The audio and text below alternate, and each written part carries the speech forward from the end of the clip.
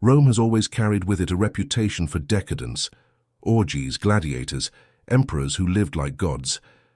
But when you peel back the thin layer of grandeur, you find stories so grotesque that even Rome itself tried to hide them. And standing at the center of that darkness is Nero, the emperor whose very name has become synonymous with madness, cruelty, and unrestrained lust. Nero ruled with the arrogance of a man who believed he was chosen not just by the gods but as a god himself. He demanded that his empire bend to his every whim, but it wasn't enough to wield political power or military strength. Nero wanted domination of the body and the soul, pleasures so twisted that his own people whispered about him in the shadows, and yet, to their horror, they couldn't look away. From the very start of his reign, Nero broke every expectation of what it meant to be an emperor. Rather than honoring Rome's traditions, he reveled in destroying them. His palace became a stage for excess, his bed a throne of cruelty. Every desire, no matter how dangerous or depraved, was pursued with an intensity that shocked even his contemporaries, people who were no strangers to violence or indulgence. Ancient historians tell us that Nero blurred every boundary, between man and woman, husband and wife, ruler and slave. For him, marriage was not sacred, but a spectacle to be twisted for his entertainment. Pleasure was not mutual, it was an act of conquest, humiliation and control. In Nero's Rome, no one was safe, not noblewomen, not boys taken from their homes, not even his own wives. Perhaps the most infamous rumor of all was Nero's obsession with transforming reality into theater. He didn't simply indulge in perverse acts, he staged them, forcing Rome's elite to watch or participate as if the whole empire existed for his depraved amusement. Banquets would descend into chaos, drunken rituals would spiral into violence, and the emperor himself often appeared as the central actor in these grotesque performances. What makes Nero's story even darker is how far he went to erase the very concept of limits. One moment he played the lover, whispering words of passion. The next, he turned into a punisher, using cruelty as foreplay, as if the act of suffering itself gave him more satisfaction than pleasure ever could. He blurred passion with violence until they became indistinguishable, but these weren't simply wild rumors spread by his enemies. Accounts from multiple ancient sources, each shocked in their own way, survive to this day. Tacitus, Suetonius, Cassius Dio all paint a picture of a man consumed by lust, unshackled from morality, and drunk on power.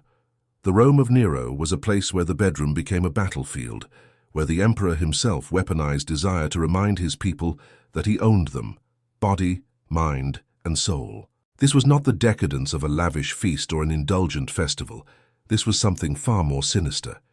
And the stories that survive of Nero's most horrifying practices are so disturbing, so unthinkable, that they sound more like nightmares than history. Yet they happened. And tonight we are going to step into that nightmare. Because once you hear what Nero did, what he forced others to endure, you will understand why his name became a curse that echoed long after his death. To understand Nero's corruption, we have to start with his marriages, though calling them marriages hardly does justice to what really unfolded. For Nero, these unions were not about love or alliance. They were theaters of humiliation, grotesque performances designed to satisfy his obsessions and remind Rome that not even its noblest families were safe from his appetite. His first wife, Octavia, the daughter of the beloved Emperor Claudius, was a symbol of legitimacy. She was young, dutiful, and by all accounts a tragic figure caught in the jaws of her husband's cruelty. Nero despised her chastity, her dignity, her quiet refusal to play the part he demanded.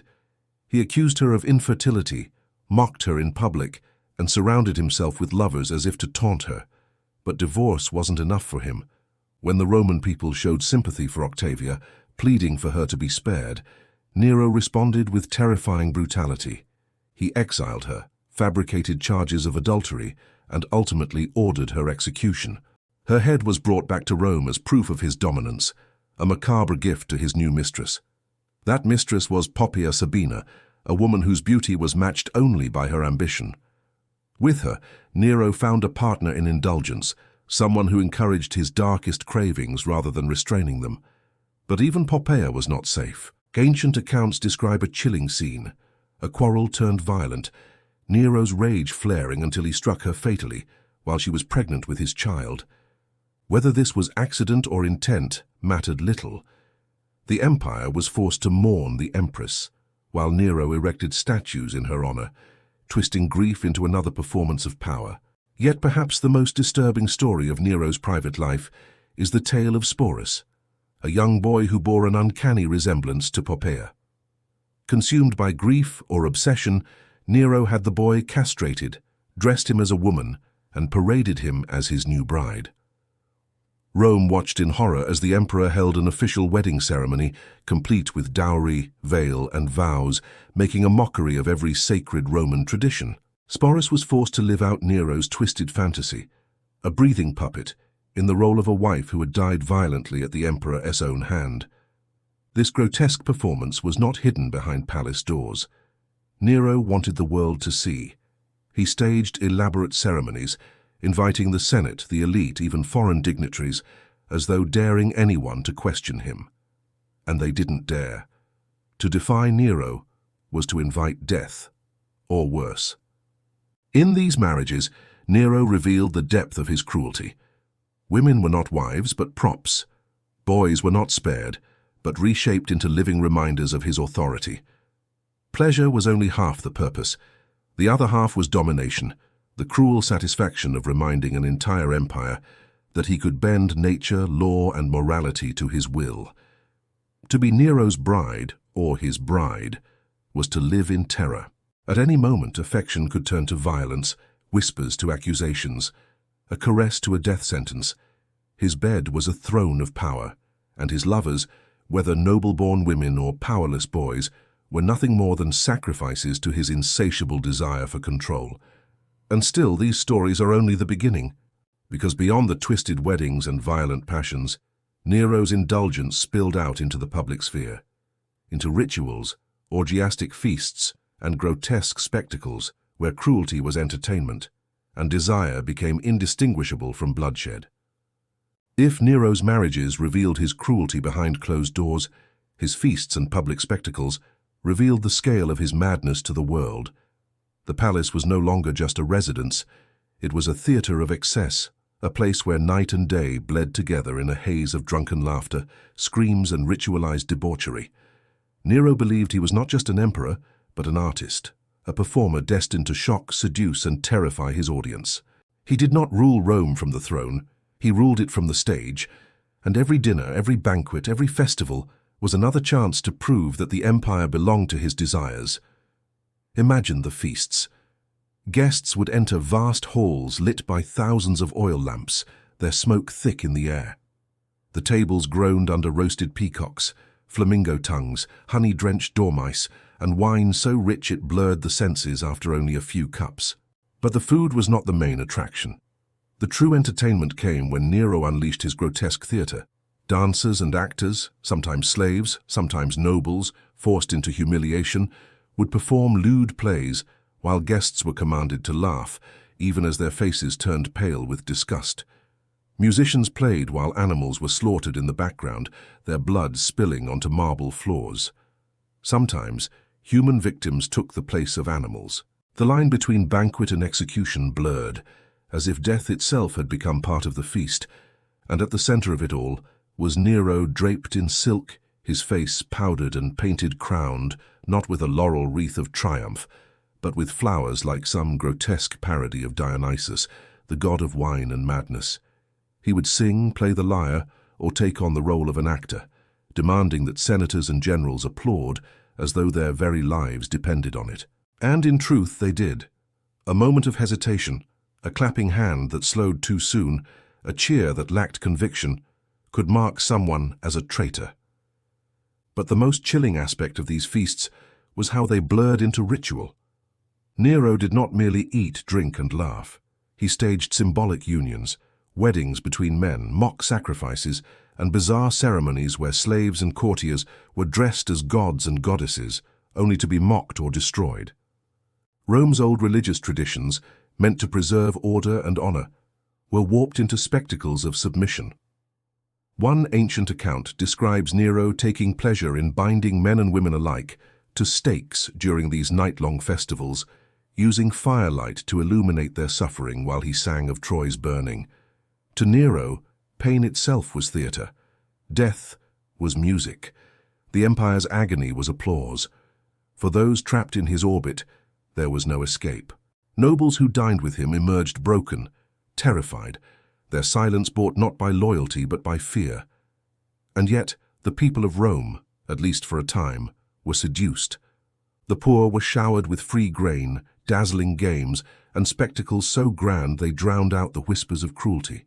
To them, Nero was not a tyrant, but a god who gave them bread, circuses, and endless nights of spectacle.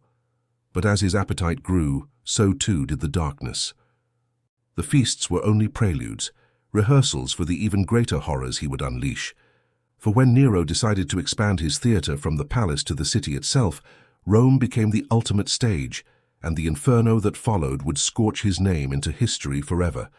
Rome was already choking under Nero's rule when the fire began. It was July of 64 AD, and the city simmered in the oppressive summer heat. The air was dry, the winds restless, the wooden tenements piled high and close together. It was a city waiting for a spark, and when that spark came, Rome burned like a funeral pyre. The fire began in the shops at the Circus Maximus, a place crammed with flammable goods, narrow stalls, and crowded alleys. Within minutes, flames leapt into the night sky, carried by strong winds. Roofs collapsed, markets exploded in smoke and ash, and families fled, screaming through streets already clogged with refugees. Mothers clutched infants as smoke filled their lungs. The cries of the trapped echoed against stone as towers of flame rose higher.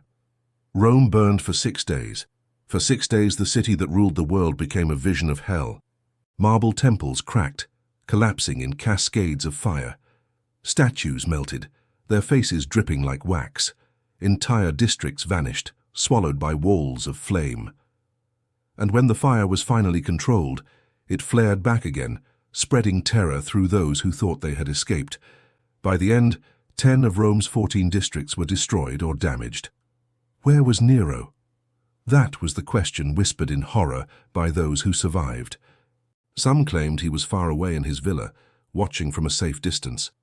Others swore he returned only when the flames raged at their fiercest, and instead of ordering relief, he mounted a private stage, dressed in theatrical costume, and sang of Troy's destruction while the city fell to ash. The image of the emperor playing the lyre as Rome burned has haunted history ever since. Whether myth or truth, it revealed the essence of Nero's reign. A man who turned catastrophe into theatre, tragedy into performance. To him, the suffering of his people was merely another backdrop for his art.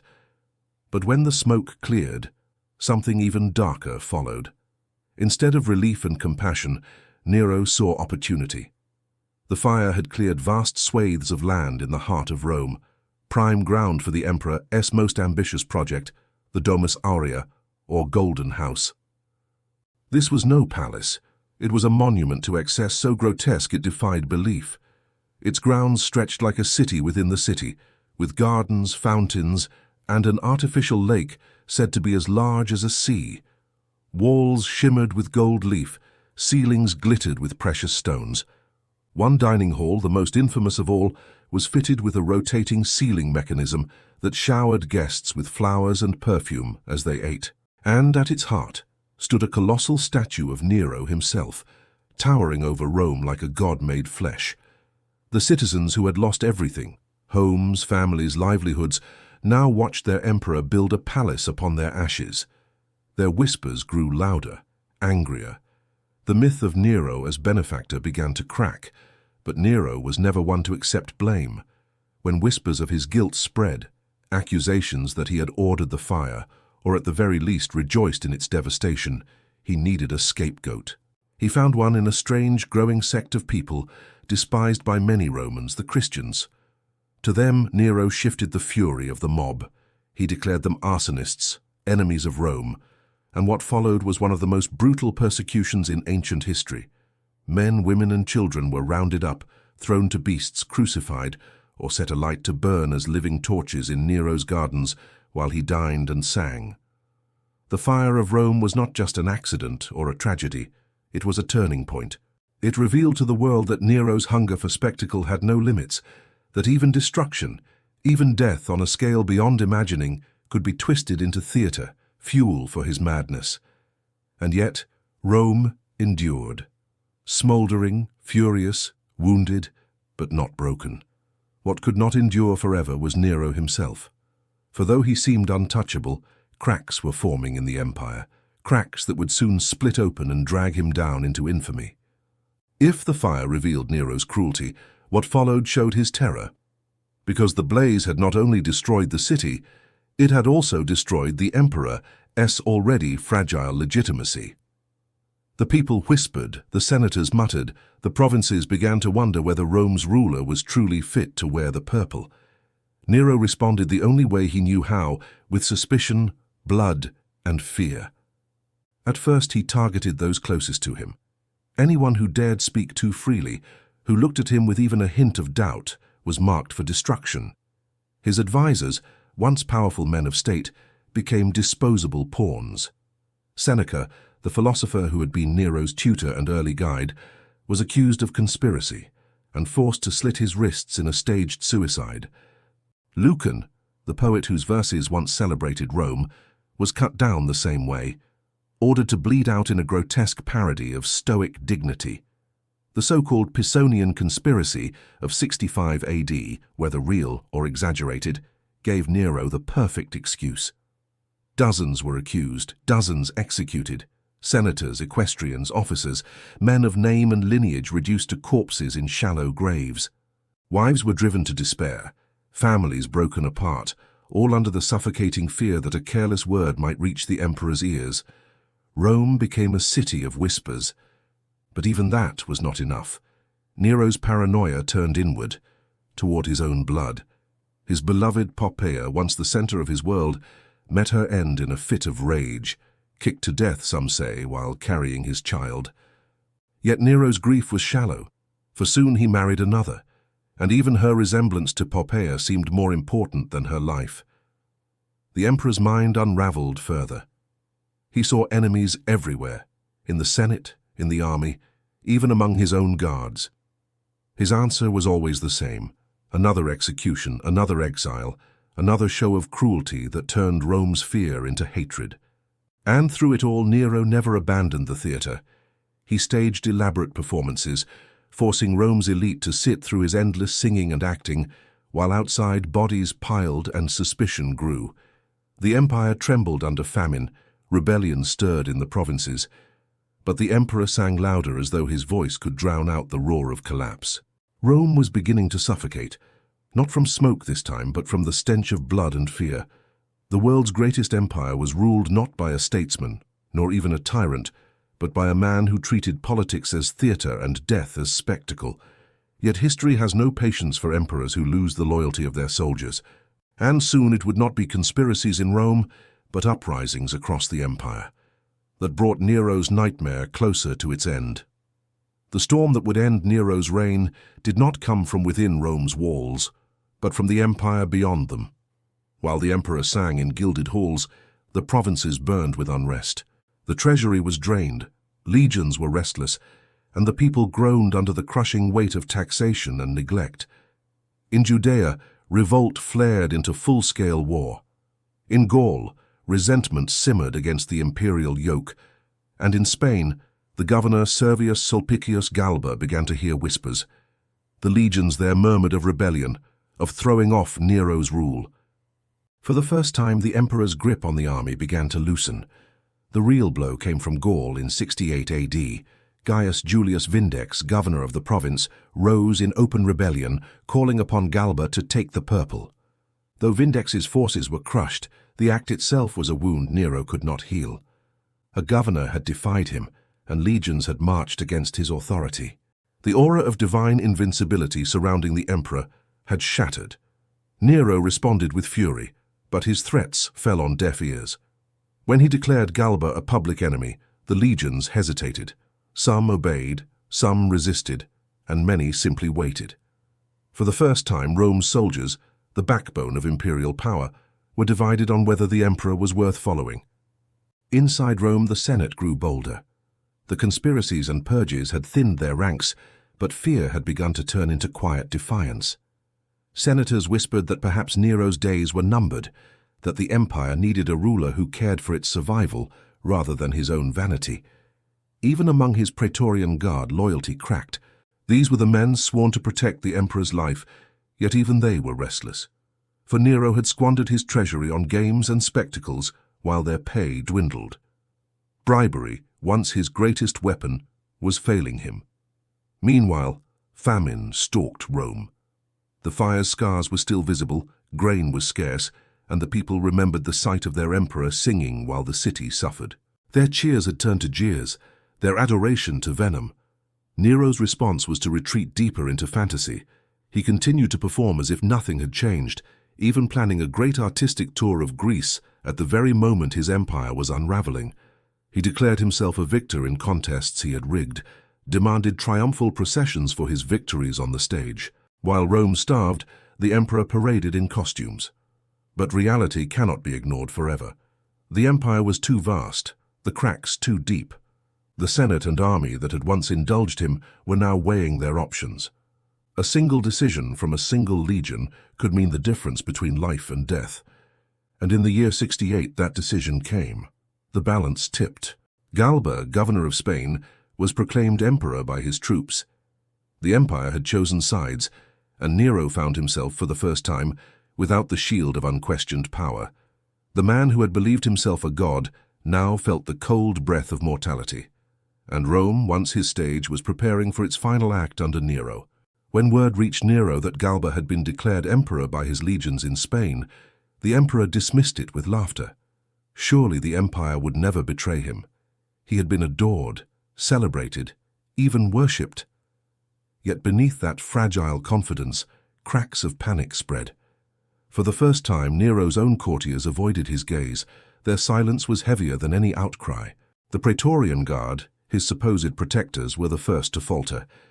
Prefect Nymphidius Sabinus, one of their commanders, quietly began negotiating with Galba, offering support in exchange for favor. Gold and promises outweighed loyalty, and suddenly Nero's most trusted defense turned traitor. The Senate, emboldened by the Guard's hesitation, made its move. After years of humiliation and fear, the senators declared Nero a public enemy of Rome. With that proclamation, his power dissolved overnight. An emperor without the Senate's recognition, without the army's loyalty, was no emperor at all. He was a fugitive. Nero fled the palace desperate and trembling. He begged his few remaining allies for help, but most deserted him. Some slammed their doors shut as he approached, others simply vanished into the shadows. The mighty ruler who had once basked in thunderous applause was now reduced to a man wandering Rome's outskirts in disguise, shivering as his empire collapsed behind him. He contemplated fleeing to Egypt, where his passion for performance and his supposed divine status might still win him followers. He even fantasized about returning as a musician rather than a ruler, convinced that the people would never truly abandon their star. But the reality was far grimmer. Every hour new reports reached him, Galba marching, the Guard defecting, the Senate condemning. Time was running out. At last, Nero took refuge in the villa of a freedman named Phaon. Here, stripped of his imperial majesty, he paced frantically, muttering half-coherent lines from tragedies he had once performed. "What an artist dies in me," he whispered, as though his greatest loss was not his throne but his stage. Yet even now he hesitated. Death loomed, but Nero could not bring himself to face it. He begged his companions to kill him, but none would lift the blade. Hours dragged on, filled with paranoia and tears. Outside, horsemen were already on their way, sent to drag him before the Senate for a public execution, the ultimate humiliation for a man who had styled himself a god. Finally, pressed by the sound of hooves drawing near, Nero seized a dagger. His hand trembled, his courage failed. In the end, it was not Nero's strength, but the guiding hand of a loyal secretary, Epaphroditus, that pushed the blade into his throat. With a strangled cry, the emperor who had ruled the greatest empire on earth crumpled to the ground. It was June of 68 AD. Nero was 30 years old, and as he lay dying, His final words slipped through bloodied lips. Qualis artifex pereo. What an artist dies in me. The reign of Rome's last Julio-Claudian emperor ended not with a thunderous finale, but with the whimper of a man who feared death more than the gods themselves. When the news of Nero's death reached Rome, silence fell first, then an uneasy sigh of relief. For years, senators, generals, and citizens had lived in terror of his whims, never knowing when a word, a look, or even a dream could condemn them to death. Now, the tyrant was gone, but instead of triumph, the city felt hollow. Rome had not been freed, it had been broken. The Senate, relieved yet cautious, decreed the end of Nero's name and ordered his statues smashed. Coins bearing his face were melted down, his inscriptions erased. They wanted history to swallow him whole, to strip him from memory as though he had never ruled. Yet memory has a way of clinging. For even as officials tried to erase him, whispers of regret began to surface among the common people. To some, Nero had been cruel beyond imagining, a monster who murdered his kin and burned his own city. But to others, the plebeians, the poor, the theatre-goers, he had been the emperor who gave them games, music, and spectacles. They mourned not the man, but the loss of their performer emperor. Some even decorated his grave in secret, treating him not as a tyrant but as a tragic artist cut down too soon. Chaos followed swiftly. Nero's death did not restore peace. It unleashed civil war. Galba's triumph was short-lived, and in the year that followed, Rome would see 4 emperors rise and fall in quick succession. Blood flowed in the streets, and the empire tottered on the edge of collapse. Nero's ghost seemed to linger in the chaos, as though the gods themselves punished Rome for letting him fall. And then came the strangest twist of all. Impostors. Across the provinces, men rose claiming to be Nero, declaring that he had not died but escaped to the east, preparing to return. These false Neros drew crowds of believers, proof that the memory of his rule, however horrifying, still commanded fascination. Some feared his return more than death itself, others longed for it. Nero had become more than a man. He was now a myth, a warning, a nightmare, and for some a secret hope. His downfall revealed something far darker than one emperor's cruelty. It exposed the fragility of Rome's empire, built on fear, spectacle, and the worship of power. And though his statues were torn down, his face still lingers in the imagination, sneering, laughing, singing as flames consume the city. 2,000 years later, Nero endures not as an artist, but as the emperor who turned an empire into his stage and who destroyed himself in the final act. And in that bloodied whisper, "What an artist dies in me," Rome heard not just the end of a ruler, but the death rattle of an entire dynasty.